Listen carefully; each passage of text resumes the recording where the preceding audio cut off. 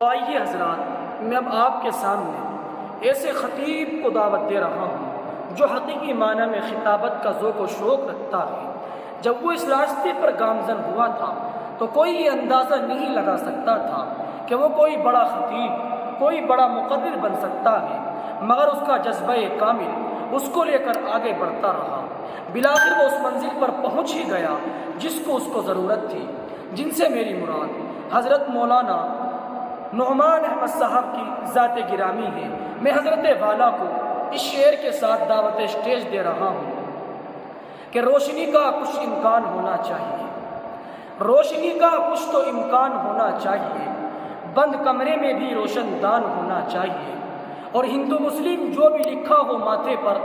آپ کے سینے میں ہندوستان ہونا چاہیے۔ ڈائس پر حضرت مولانا مفتی نعمان صاحب رامپوری دعوت برکاتہ منالی۔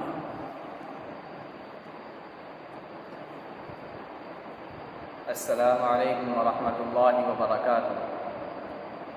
الحمد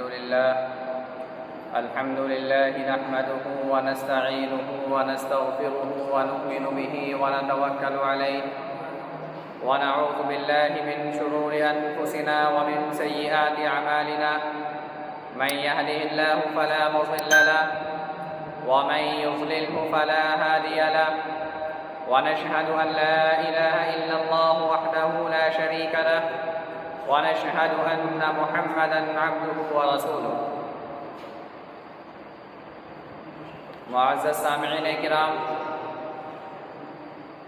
آج کا دن ہمارے لیے بڑی خوشی اور بڑی سعادت کا دن ہے، چونکہ آج 15 اگست ہے اور 15 اگست کو یوم آزادی کے طور پر منایا جاتا ہے۔ آج کے دن ہر نیوز چینل والا، ہر مقرر، ہر مضمون نگار اپنا کچھ نہ کچھ مضمون، کچھ نہ کچھ بیان اور آزادی کے متعلق کچھ نہ کچھ لوگوں کے سامنے لانے کی کوشش کرتا ہے، لیکن بہت کم لیکچرار،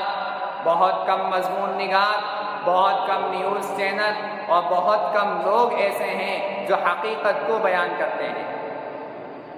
جہاں آج خوشیاں منائی جاتی ہیں، یوم آزادی کے پروگرام منائے جاتے ہیں، جھوم جھوم کر ترانے پڑے جاتے ہیں، خوشی کا اظہار کیا جاتا ہے، وہیں ہمیں جب یہ دن یاد آتا ہے، اپنے اکابر کی قربانیاں یاد آتی ہیں، اپنے اکابر کا خون یاد آتا ہے، ان کا جنگ کے اندر شہید ہونا یاد آتا ہے، تو ہمارے ہاتھ ایک دم ایصال ثواب کے لیے اٹھ جاتے ہیں۔ معزز سامعین کرام، تاریخ گواہ ہے کہ ہمارے اکابرین نے، کہ مسلمانوں نے ہندوستان کو آزاد کرانے کے لیے اپنے خون کو، اپنے اس قیمتی خون کو پانی کی طرح بہا دیا ہے، لیکن اگر انہیں معلوم ہوتا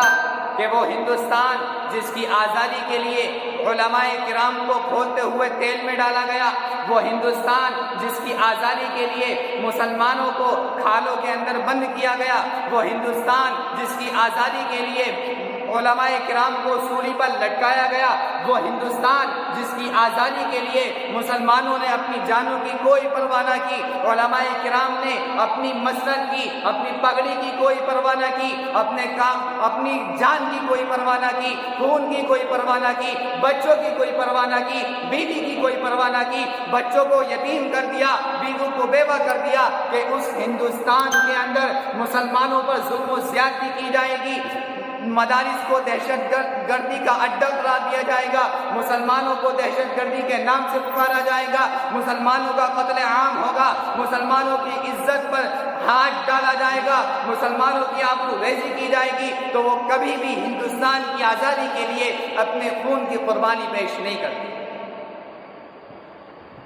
محترم حضرات، ذرا سوچو تو صحیح کہ آج یہ مشہور ہے کہ 1857 کے اندر جنگ آزادی لڑی گئی، تحریک آزادی کی شروعات 1857 سے ہوئی۔ ارے یہ تاریخ کا ایک کالا جھوٹ ہے، مسلمانوں کی تاریخ کو چھپایا جا رہا ہے، مسلمانوں کی تاریخ سے کھلواڑ ہو رہا ہے، اکابرین کی قربانی کو ضائع کیا جا رہا ہے، جنگ آزادی سے مسلم مجاہدین کے ناموں کو نکالا جا رہا ہے، آج ہمیں دشمن قرار دیا جاتا ہے۔ 1857 سے پہلے تنے تنہا مسلمانوں نے ہندوستان کی آزادی کے لیے جنگیں لڑی ہیں، کوئی دوسرا ان کے ساتھ شریک نہیں تھا۔ نواب سراج الدولہ، ٹیپو سلطان علیہ الرحمہ، ان لوگوں نے تنہا ہندوستان کی آزادی کے لیے جنگیں لڑی ہیں۔ اس کے بعد 1857 کی جنگ آزادی کے اندر ہندو مسلم ہر ایک تمام ہندوستانیوں نے یہ جنگ لڑی ہے۔ معزز سامعین کرام، وقت بڑا تنگ ہے۔ آج ارباب حکومت ہمارے ساتھ ناانصافی کرتے ہیں، آج ہمیں دہشت گرد قرار دیا جاتا ہے، ہماری شریعت کے اندر تخفیف کی جاتی ہے، مسلم پرسنل لا میں تخفیف کی جاتی ہے، اسلامی قوانین میں تخفیف کی جاتی ہے، مدارس کو شک کی نگاہ سے دیکھا جاتا ہے۔ ارے یہ مدارس، یہ دین کے قلعے، انہوں نے ہی تو آزادی کی تحریک چلائی تھی، مسلمانوں نے ہی تو آزادی کے لیے جنگیں لڑی تھی۔ میں یہ کہتا ہوں ارباب حکومت سے کہ ہمیں آزادی چاہیے، قرآن کریم کی آزادی چاہیے، شریعت پر عمل کرنے کی آزادی چاہیے، مدارس کی آزادی چاہیے، مساجد کی آزادی چاہیے، عبادت گاہوں کی آزادی چاہیے۔ ہم یہ جنگ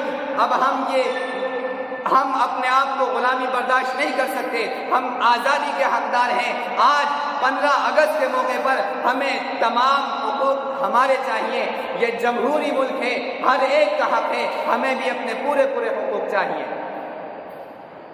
وقت تنگ ہونے کی وجہ سے میں اپنی تقریر کو انہی باتوں پر ختم کرتا ہوں، اس شعر کے ساتھ کہ سرفروشی کی تمنا اب ہمارے دل میں ہے، دیکھنا ہے کہ زور کتنا بازوئے قاتل میں ہے، یہ اہل جنوں کے دیوانے ہر راہ سے پہنچے یزدہ تک، ہے عام ہمارے افسانے دیوار چمن سے زندہ تک۔